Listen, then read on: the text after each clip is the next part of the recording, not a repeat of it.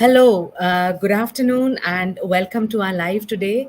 Today, there is going to be talk on the relationships, but with a slightly different angle. We are going on a different tangent today.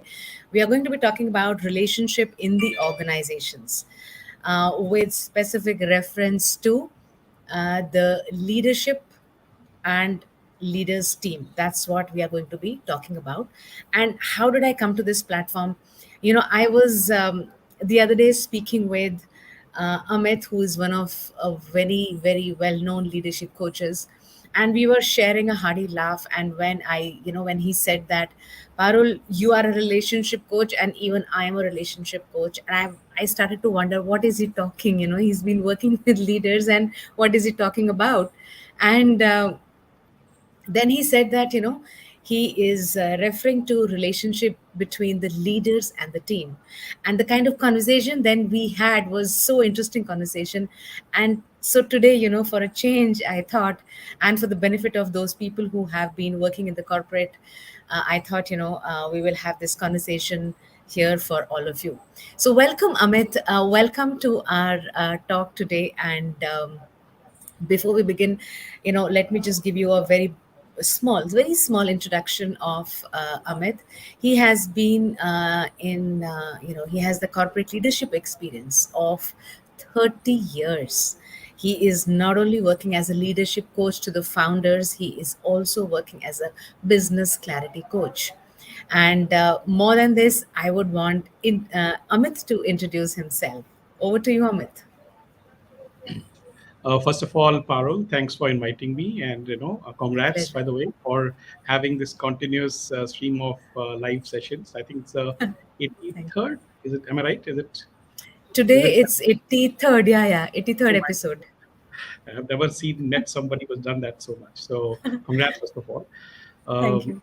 and yeah, I think you already introduced, but just a brief introduction I can give to you is I'm a business clarity coach, sounding board, and a guide.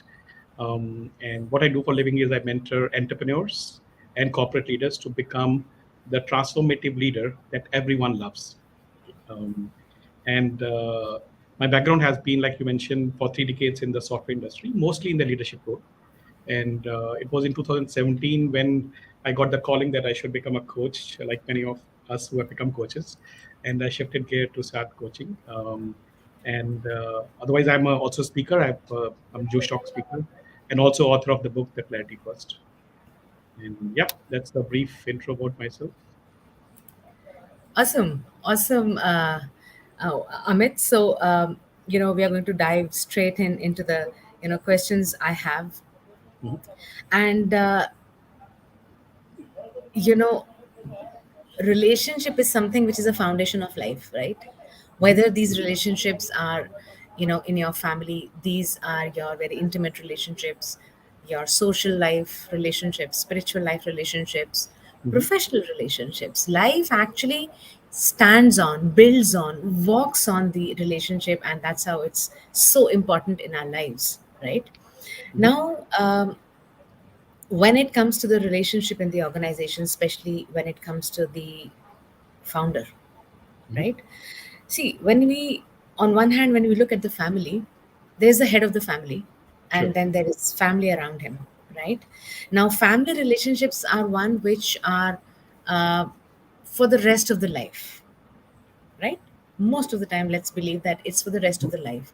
So the nuances in the family relationships are very different Mhm. as compared to the relationship in the organization, especially when it comes to the founder, Sure. right? So founder is somebody who is starting an organization, so he is going to build the team, he is going to Mhm. have people in the organization, right? So founder, being like the head of the family, tends to build family in the organization, which then Exactly. starts from hiring, Mhm. right? So, what do you think are the challenges a founder will face, especially with regards to the relationship when it comes to he or she hiring people? Okay. It's a very good question that you asked, Parul. And let me mention this: if or whenever a founder starts a new company, and gets a team in, everything is new. Everything is new. Even the founder does not know what's going to happen, right? The chances are the founder has never done the business before, right? It's happening, everything new. The product is new, the client could be new, the team is new, uh, the type of people that you have to interact with would be new, the way the finance has to be, everything is new for the founder as well as for the team. So it's a very tricky scenario when a new company starts up as such. So challenges are all over in leadership. That is the number one thing which will happen. Uh, but to counter that, it's very, very important as a founder, they need to be aware of three things I would share with you, which would help them overcome these challenges and make it I would share a bit of framework with you, which will help them. So the role of a founder in this case is to inspire, motivate, and support. Only And three things. And support. ins- oh, okay. Support. Yeah, and let me explain what this means. When I say inspire, the founder or the leader has to inspire the team about what? About not about himself or herself, about the vision that is being set up, the vision or the purpose of the organization, whatever it is. That is becomes the glue. That is where the connection will happen. So the role of a leader is to inspire the the people who are coming in, who have joined the company, to be inspired by the vision which is being set up. And let me share, for example, Mahatma Gandhi said freedom with non-violence, right? He wanted non-violence and then freedom, which was a kind of a different thought process because that time all nations were getting freedom by violence.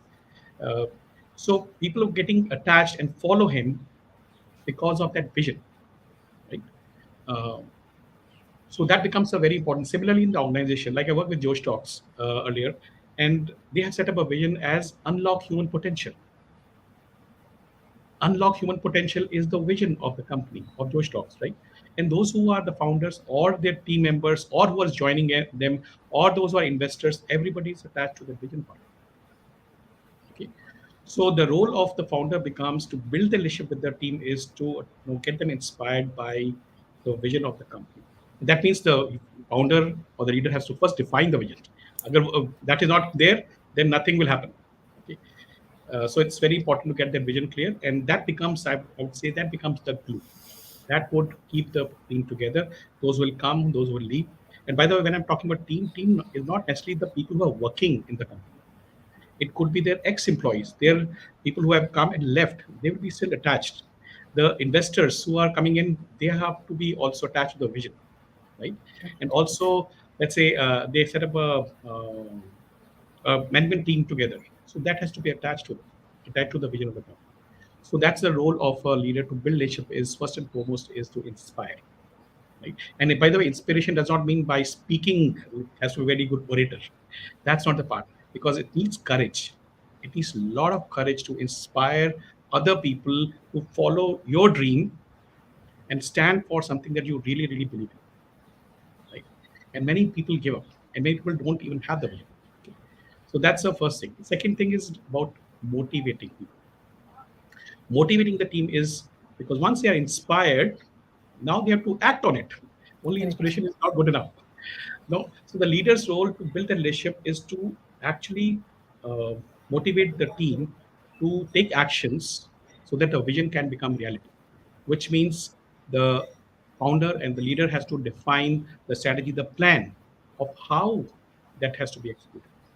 If that doesn't happen, otherwise to be just in the air. And third, and very important part is support. Now, support is so important because I'll tell you this. When I was working, one of the things I had heard many times is lead from front. Lead from front. Leader should lead from front. But when I was a country head of this tech company, I realized I was not leading from front. I was leading from behind. And I came up with this kind of a model. At times, the leaders have to lead from behind, sometimes lead from center, from middle, and sometimes lead from front. Right? So when I was doing that role, my role was to give the team the environment, the culture, the policies, whatever required, training, mentoring, coaching, building the skill of the team so that they could go out, get the client, service the client, build the product, improve the all the things around in the company, right? That became the role as a support part, right? That's leading from behind. And then the second part is leading from center, from middle. Now, this is very, very important because when you're running organization, you'll have ups and downs in the organization. Right? The good times, bad times. Right? So you need to be there with the team. It's like compassion has to come up, engaging with the team. Like about 3 weeks back, there's a company I was coaching the founder for almost 3 years, and they organized after 3 years an annual party, right? The lounge in Gurgaon, and they called me also, and about 200 people turned up, and I could see that energy in that, on the floor, right? People dancing, drinking, having snacks, and the founder was in the middle, taking pictures, selfies, singing, dancing, and I could see the people were getting attached to the founder, right? That they could see, oh, he's like me, he's like us. So that brings a lot of compassion and companionship and engagement with the team, and that keeps them together. They think, "ये तो मेरे जैसा ही है." He's like me, right? So that's leading from center. And third is leading from front. Now, leading from front is when crises happen, when there's a chaos in the company, the leader has to be in the front for sure. That time cannot say, "Oh, I'll support. I'll be at the back. You go and fight." No, that time you have to be the front. And the best example is actually I loved captaincy of Dhoni, Mahendra Singh Dhoni. Right? If you see all his matches and everything, when India would win a match, right, he would, after the match, the media comes up and journalists ask questions. He would send always some youngster who's playing the first match, or Harbhajan Singh Jadeja, or somebody who's scored well, to face off with the media and say, and that guy will come and tell, "Oh, we did well. The boys did this. Boys did this." Right? They will be so happy and that they are in the front. They have won the match. They will be so excited. But when India loses, or anytime they lost, he would come. He would come and face off the media. So he'd take all the hits. He'll backfire to the journalists and all that, because he didn't want his team to be worried about this. Because, for example, if there's a bowler who has been hit for like 3 sixes in a over, and he has to face the media, he will be like messed up, right? He'll be so demotivated. So, so that's how it happens. So these three things would help overcome the challenges when you're starting up the company, which is to inspire the people, motivate them, and then support them. Right? So that's what I would have to share. Yeah, I am, I got quite intrigued, Amit, when you said that the founder, when you're starting the organization, you got to inspire. And for that inspiration, you need to have the vision, right? The Mhm. vision, it's very important to have that vision in place and live that vision, which then, can help uh, develop that inspiration all around, Mhm. right? Now, Exactly. as a coach who is working with entrepreneurs, right? You've been working with Mhm. entrepreneurs, founders. uh, do you, in your role, help these entrepreneurs define, identify their vision? Definition is one thing, but identifying why of why behind they are doing what they're going to do.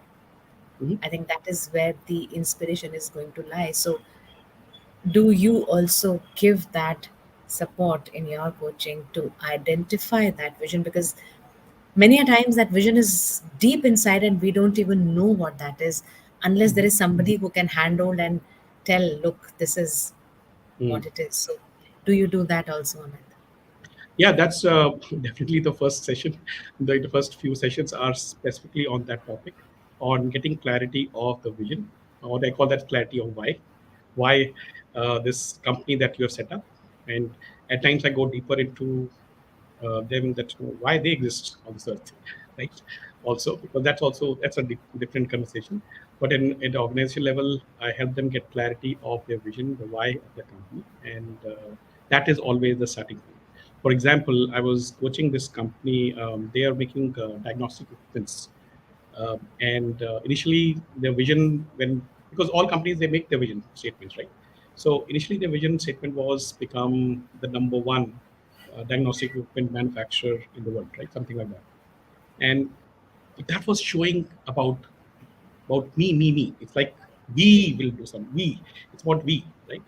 But when I was when we had the sessions and went deeper into it, because they're saying, no, it's not about I, it's about the other people. What are you doing for the other people? And then they came out with a very clear vision statement, which said is to prevent it was what yeah to save lives, okay, prevent disabilities, and decrease healthcare cost through diagnostic equipments. Right? So the focus became on saving lives. And when I got deeper into it, the founders were able to tell why they did this was because they lost their parents because the disease they had was could not be diagnosed at time on time, Okay. right? So there's a much deeper part in them which was not coming out in the vision. And now once that has come out, then it has to be becomes the glue for anybody who's coming as an investor also. They would be probably would be more happy to connect with them because of the one line statement that comes out. If you really feel about it, if you are just making it up just because आपको एक website पे डालना है something, then it's not Okay. for the website, it's not for marketing, it's much deeper part. It's not a vision statement, it is the real why you started. Yeah. So when it comes to working with the founders, initially all this is important. Wherein you have the vision, you get inspired, and then you hire Mhm, team, motivate them, right, and then support them. Now, when this organization begins to grow, right, mhm, whether in terms of the manpower, whether in terms of its business, over a period of say 3 months, 6 months, a year, 2 years, you just mentioned you've been working with an organization for 3 years, right? mhm. Now, when the this begins to grow, to how much of it, or how much of, or what kind of challenges does the Mm. founder face with regards to having the same relationship that she or he had at the time of a setup, and how does this relationship change when it expands? Because when you're talking about the leader leading from the center, Mhm. and people start to think, believe that, wow, he's just like us or she's just like us. But when the organization expands, what Mhm. happens? Is the leader still able to lead from the center? Is he able to connect with the people the same way that she or he connected at the point of start? So how does relationship transition as the Yeah, organization expands, and how does that further impact the growth of the organization? yeah, it's a very interesting thing because even when I was working, we had grown the company from 30 odd people to 300, and I've also experienced the relationship that I had with the team which was earlier and the new one was kind of different. But in this case, I would mention this. You've got to understand the dynamics which is happening in the team itself. Okay. Let's say there's a company which is having 50 member team and they suddenly go to 200, from 50 to 200, let's say in 1 year's time, right? Now what happens on the floor is you have these 50 people who are old timers, Yeah. and then there are no, 150 people who are newcomers, right, who have come up, right? There is a very how do I put it, undercurrent. This Absolutely. undercurrent between the two set of people, right? Yeah. And they have different characteristics. Okay, and that plays a lot when how the deliveries are happening and how you handle your clients. For example, the old timers, chances are they'll be loyal. They'll be loyal to the organization. They've been there for long, right? The newcomers would have probably a different skill set, more technical skill or something because you've hired a fresh people from outside, not freshers, but new people from outside, right? So it's loyalty versus the skill, right? That would play. The second would be definitely the salaries. The salaries would be different. The old timers, chances are they'll be at lower one. The new ones will be a little higher because they are going into market price, right? So there'll be a little bit of difference, and that plays so much of undercurrent. वो जना क्या अभी ये बाहर से आया मेरे से ज़्यादा सैलरी कस ले रहा है, right? उसको तो कुछ आता नहीं है. He does not know the product, and he is earning more. So that kind of a tussle happens. And third is the culture part, because the old timers know how the organization works. So who's the power center, whom to go for, what happens in the company, right? How it plays out. The newcomer is not aware; he's new, right? Absolutely. So there is a definitely undercurrent which is happening. Now the role of a leader is to first of all is to understand if this dynamic is happening, not ignore it. It's going to happen in all organizations. If you don't appreciate that, you're going to be messed up. So first is understanding that. And the second thing is once you understand, you have to definitely balance. We were talking about that earlier, right? You balance it out. You can't give everything to the old timers and leave the new ones, or give to new ones, ignore the old ones. So it's a very thin balance. And to get that balance, the part which I have been using is very simple trick is right person for the right role. Right person, assigning the right person for the right role, whether old or new, doesn't matter. Right person for the right role, and that may help them build that balance as such. But it's a very tricky one when the company grows. These tussles happen, and a lot of other issues which are not expected will pop up. Yeah, right person for the right role makes a lot of sense. At the same time, uh, this involves a lot of intricacies with regards to the relationships, because at that point in time, how does the leader who started the organization, who has his own set of now loyal members, how Mhm. does he deal with them? How does he help the new members gel with the old ones so that the organization continues to grow? I think that's one of the biggest challenges. I'm sure all the organizations, the ones, you know, obviously all the organizations had their kind of some time when they started their organization, and this is the challenge which everybody must be having. So hats off to people like you who are hand-holding the organization in leadership coaching or executive coaching or business coaching, wherein these kind of relationships,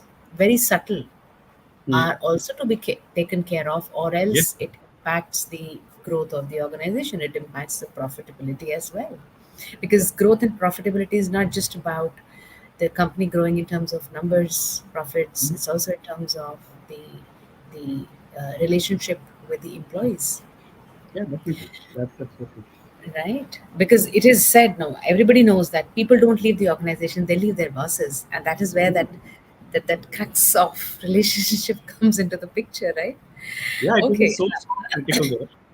That, old and new, the new, you'll get a diverse set of people to work with. So if you can't manage the diverse set of people working and have the relationship with them, it will not be able to scale up. Yeah, long time back, when I was studying, I had done this.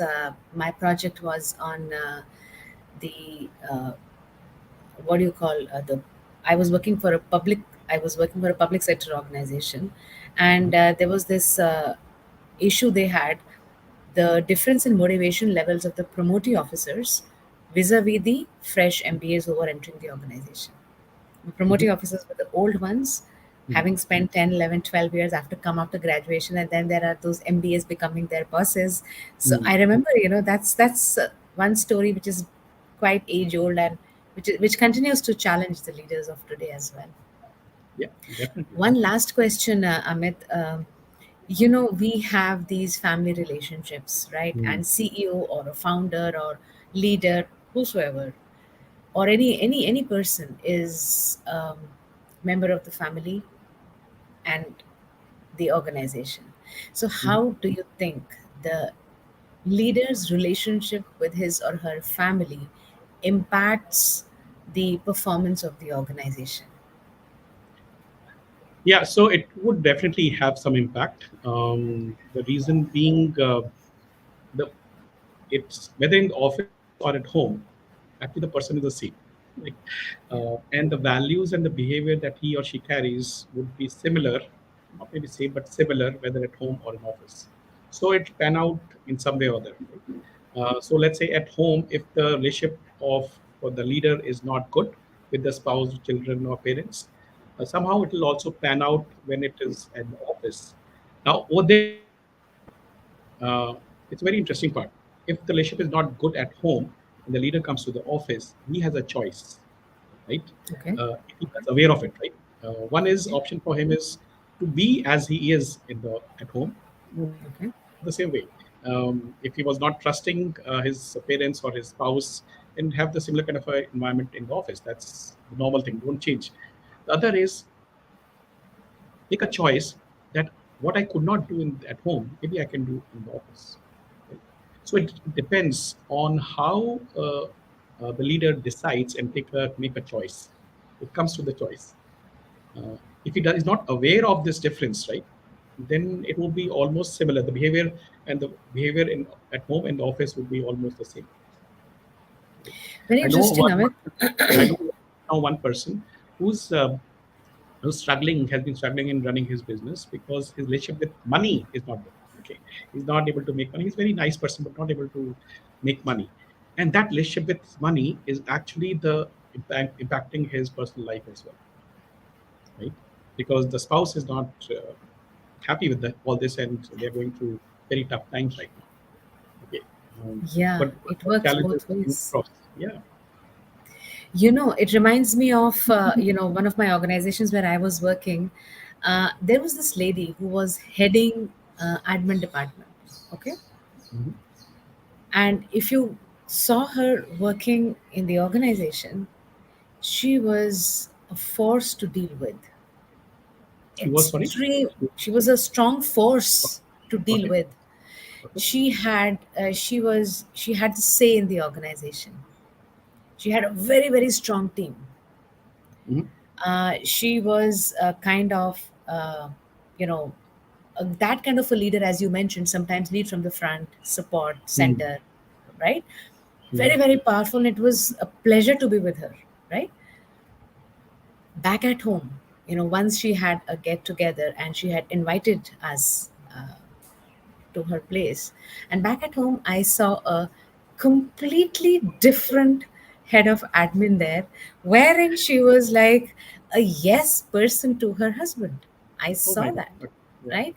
Completely yes. And she would not budge an inch without his permission. And later Mhm. on, as we got connected, even we got closer, and she started talking about her relationship with her husband. It is not that it was bad, it was good. But then it was good one way, in the sense that she had put her husband at the top on the pedestal, and she was just like, she would behave like as if she has no brains, and she Mhm. would be a yes person all the time. So the difference that I saw was that her person, there was a very strong need for power, Mhm. right? I'm forgetting this person who defined different needs: need power, need affiliation. I'm forgetting that. But she had a very, very strong need for power, which when she could not utilize at home, Mhm. all that was getting utilized in the organization in ways that when she went back home, she Mhm. was not going back with the same need, but it was Mhm. there. So when she was coming to the organization, she was fulfilling that need of hers. And Mhm. that's how, when you said that they have to make a choice, that's where she decided that need for power, she's not going to exercise at home, but she's going Mhm. to exercise that need for power in the organization. And she Yeah, it's was a good leader. yeah, and that's very interesting part because there was another person I was coaching once, and he said he's doing a job in a big company, but not enjoying it. No, he's not enjoying the whole work, but he was doing some other activities, playing sports, and that was giving him joy, right? But he's not enjoying the work, and so I asked him this question: so what do you want? You want happiness, you want joy, right? Uh, you can get them from sports, right? You make a choice. You getting that happiness from their play. In the office, if you're not getting it, don't worry. You're getting money, right? You're getting salary. Go get the money and come back, right? Because you're getting happiness, but not from the same source. Like this lady you're talking about, she wanted power. She's getting power not at home, but she's getting somewhere else.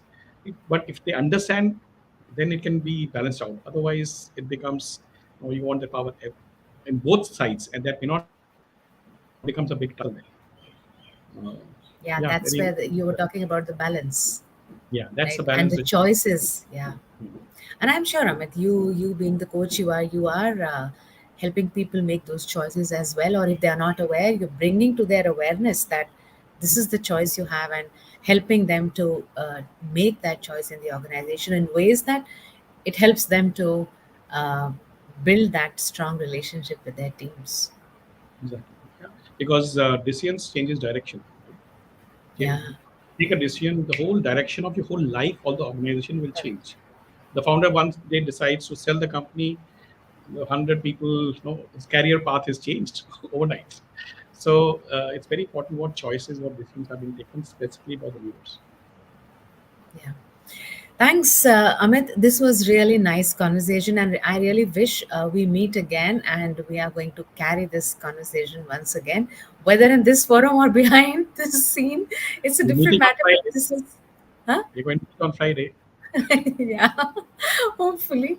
And thank you so much for your precious time, Amit. I really, really appreciate and thank you from all my heart to be taking out time for our talk today. And I really hope, guys, you've gathered as much as I have benefited and I have learned from Amit. And thank you for uh, watching this video. And if you think this is something that you might want to share with other people who might benefit, do that. And as far as Amit is concerned, I am going to be tagging this to Amit as well.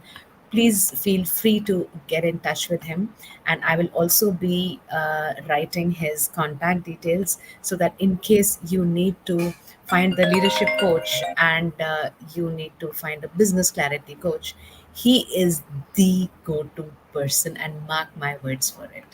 Thank you so much, Amit, once again. And thank you, guys. I am going to be seeing you tomorrow, same time. You take care. Bye. Bye, Amit. Thank you. Bye. Thank you.